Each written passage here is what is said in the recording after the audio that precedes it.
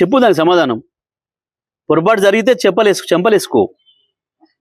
నీ ఇరిగేషన్ మంత్రి నీకు చెలవకుండా రాసిండా ఆ ఉత్తరం? 45 టీఎంసీలకు ఒప్పుకునే ఉత్తరం, దాని మీద మాట్లాడు.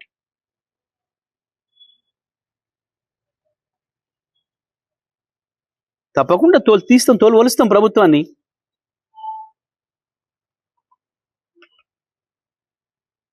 నీ తోలు వలవడానికి నీ శరీరాన్ని ముట్టుకునే పరిస్థితి లేదు. గంత గలీజ్ శరీరం అనేది. దాన్ని ముట్టుకుంటే కంపు. నీ నోరు ఆ సివరేజ్ లైన్ల కంటే కంపు. నీ మైండ్ కంపు. ఎందుకు వస్తాయి ఆ మాటలు? కేవలం సమాధానం లెక్క. కేసీఆర్ వేసిన ప్రశ్నకు సమాధానం లెక్క. ఎందుకు వణుకుతున్నావు? కేసీఆర్ ప్రజలకు పోతానంటుంటే మహబూబ్నగర్లో సభ పెడతాడంట, నల్గొండ సభ పెడతాడంట, రంగారెడ్డి సభ పెడతాం, తప్పకుండా పెడతాం. ప్రతి చోట పెడతాం సభలు. పెట్టు. నీకు చేతనైతే కేసీఆర్ అడిగే ప్రశ్నకు సమాధానం చెప్పు. తెలంగాణ ప్రజలు అడిగే ప్రశ్నకు సమాధానం చెప్పు.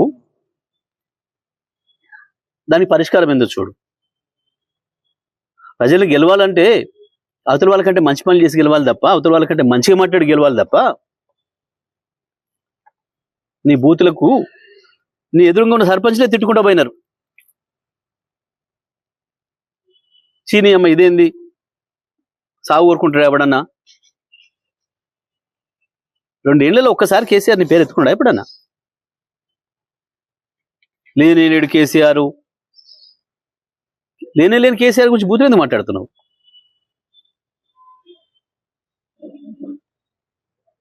నువ్వు, నీ పోలీసులు, నీ గుండాలు, నీ అధికారులు అందరు కలిసి ఎన్నికలకు వస్తే కూడా టీఆర్ఎస్ సైనికులు అద్భుతంగా వీరోచితంగా పోరాడి ఫలితాలు సాధించింది.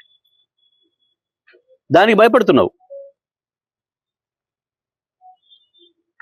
దీనికే ఇట్లా ఉంటే మా బట్టలు ఇప్పుతాడు, మా భాగవతం బయట పెడతాడు, రేపు మహబూబ్నగర్కి వచ్చి, రేపు నల్గొండకు వచ్చి, రంగారెడ్డికి వచ్చి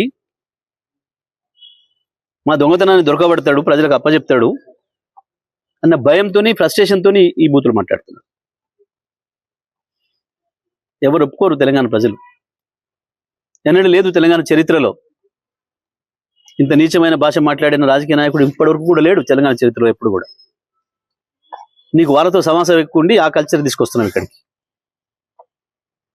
ఆనాడు పొద్దున్నాక ఇప్పుడు తెల్లందాక చీకటి ఒప్పందాలు, చీకటి సవాసాలతోని ఆ గలీజ్ భాషను ఇక్కడ తీసుకొస్తున్నావు. నువ్వు ఎంత దిగజారినా మేము మాత్రం ఆ స్థాయికి రాము. మేము కేసీఆర్ చెప్పిన పద్ధతిలోనే ఉంటాం. రాక కాదు, మాట్లాడలేక కాదు.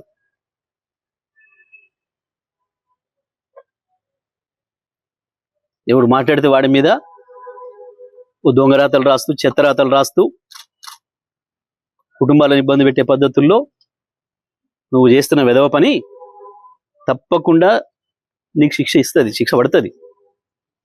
నువ్వు ఇవాళ మాట్లాడుతున్న ప్రతి మాటకు, నువ్వు చేస్తున్న ప్రతి చర్యకు తప్పించుకోలేవు శిక్ష నుంచి. అది ప్రజల చేత పడుతుంది, చట్టం చేత పడుతుంది, శిక్ష వేయబడుతుంది.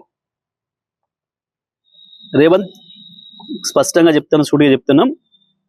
నువ్వు కేసీఆర్ని ఏదైతే బండలు కట్టుకొని దీన్ని దురుకు దంట దురికి చావుని మాట్లాడుతున్నావో, తెలంగాణ ప్రజలు మళ్ళీ మళ్ళీ మళ్ళీ మళ్ళీ నువ్వు లేచి వచ్చే అవకాశమే లేకుండా బండరాలు కట్టి నిన్ను మూసిలో పడేస్తారు. నీ రాజకీయ ప్రస్థానానికి ముగింపు పలుకుతారు. నిన్ను ఫిజికల్గా చంపుతారని మేము అనడంలే.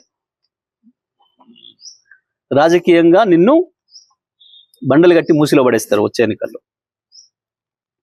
ఇటువంటి పిచ్చి మాటలు మానేయి, హౌలా మాటలు మానేయి, భాష మార్చుకో, ముఖ్యమంత్రి స్థాయిలో మాట్లాడడం నేర్చుకో. నువ్వు రెచ్చగొట్టాలని చూసినా, ఇంకోటి చేసినా మాకు ఆ ఓపిక ఉంది.